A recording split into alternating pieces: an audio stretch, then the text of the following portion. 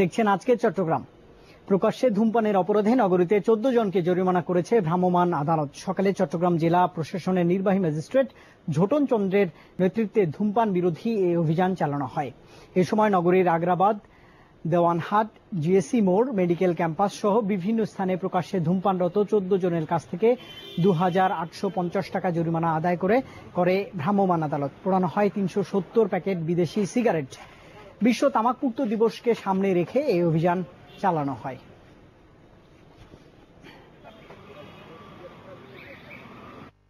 বিভিন্ন প্রতিষ্ঠান বা বিভিন্ন পণ্যের ধূমপান জাতীয় পণ্যের আপনার কৌশলে বিজ্ঞাপন প্রচার করা হয় এবং নতুন কাস্টমার সৃষ্টির চেষ্টা করা হয়। তো এই উদ্দেশ্যগুলোকে আমরা সামনে রেখে আইনের জন্য ভায়োলেশন না হয় এবং 2013 সংশোধনী যেন আমরা প্রপারলি এক্সিকিউট করতে পারি।